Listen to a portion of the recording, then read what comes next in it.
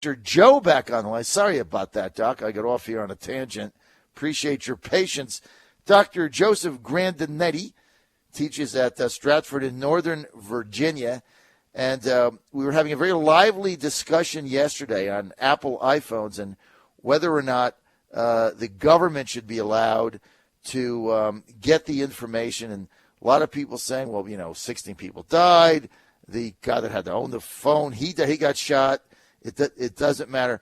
But Doc, now we're finding out. We found out yesterday, and I want you to comment on this, that Apple, that the government has like 300 surveillance phones now that they've already got information on. And, our whole concern with this, Dr. Grandinetti, is if you allow the government to get access to this, that they're not going to stop with this one incident. You know that within a 5-year period, they're going to have access to everybody's telephone and everything on it. And is that what we want, Doc? Hi, John. Good morning again. No, and we ended yesterday, and I had a couple of notes to, quick thoughts at the end of our conversation. I was about to say yesterday that if we give this to the U.S. and we believe their benevolent intentions, that if we give it to the U.S., what's to then keep China or Russia or some other country saying, well, you gave it to that government, give it to us? And we know they don't have benevolent intentions, and they want to spy on people. And we know that we have had a history since the beginning of computers. And I mentioned Bill Gates yesterday, and one of the things that Bill Gates said, well, it's no big deal, but Bill Gates had an operating system that was so insecure that they were patching that thing every Tuesday. The first Tuesday of every month was patch day. You had to protect yourself. You still have to protect yourself. And I have gone to the Apple iPhone because I feel secure enough to use it for the things that I want to use it for without everybody spying on me. And if the government gets it, there's no guarantee that other people won't get it. So I'm really against it. And Tim Cook said something yesterday, and there are 2 points that may also be lost here. One is the government is pressing that without letting Apple have its say in court. This court order was done without Apple in the courtroom, and that's a problem. That's kind of a violation of the Fifth Amendment due process. They can file something by tomorrow, and they will have a hearing in Los Angeles. The other thing is that they're asking Apple to make something they don't have, and they're asking them to do it for free, and they're demanding that they do it for free. And there are 2 issues, constitutional issues. One, does that look like involuntary servitude in the first instance?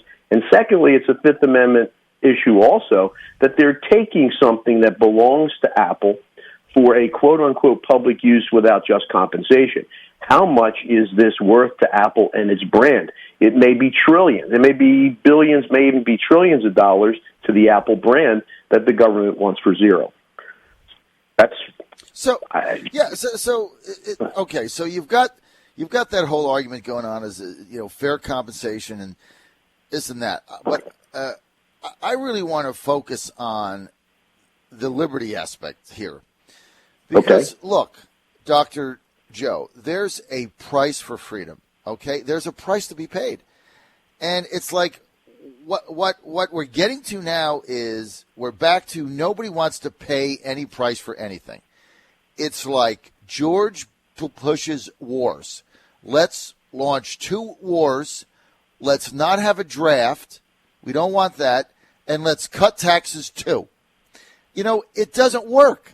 There's a cost. You want to go to war, you raise taxes. You want to go to war, you draft people. You feel pain. That's what war is. In this liberty argument, and all the legislators in Richmond I've talked to, it's, John, I get what you're saying, but, he shot 16 people, and the phone was owned by the government, and he's dead, and there's something wrong, and there could be something in it that could help stop other crime. Argument on by itself. But you know, Doc, like I know, this is not being isolated incident. No, and it opens you bring up the Pandora's box.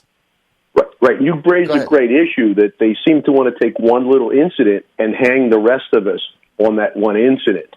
And yet, I hear you with your speeches about Obama, but Obama went to a mosque recently and said, don't paint all Muslims because of the acts of one or two people.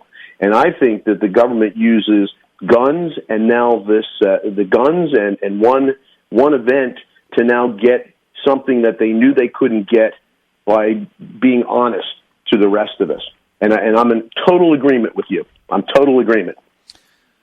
You know, Doc, look, and I appreciate that, but there's two things that I've learned, okay? I coach basketball and I do a radio show, and there's two things that I learned. If you put somebody in a position of authority in government, the next day they attempt to expand that authority in perpetuity. It never ends until you stop them. I mean, this is the history of the globe.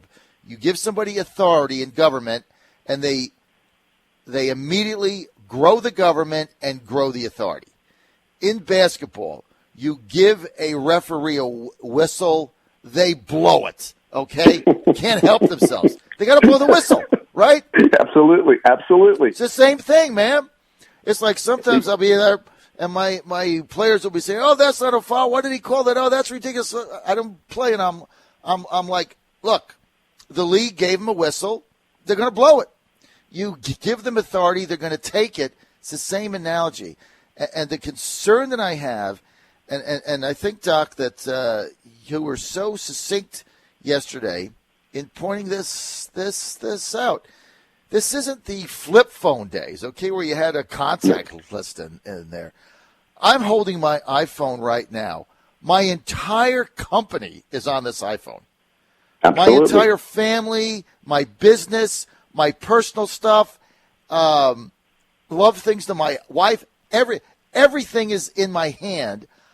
I just don't want to provide this to the government. I mean, why even bother? It's like I would go back to Berlin and just go over the wall and hand myself over to the Stasi network. I mean, it makes no sense. John, you're preaching to the choir to me. I mean, I'm 100% in agreement. You know, I'm of the generation that read 1984 in high school. So that's right. Yep. 1984, Fahrenheit 451. Every one of those dystopic novels speak to me, and this is what I fear. And as you said, I said this. I believe in freedom. This is a Fourth Amendment issue. And by the way, we really have to be concerned when you say looking for power. We have to be concerned with what happens on the Supreme Court, because we're one vote away on the Supreme Court of having the Fourth Amendment ripped out. Scalia protected us with two technology decisions, with the thermal imaging in the house and the GPS on the car. Right. You hit it on the head. We're one vote away. Hey, Doc, we're out of time.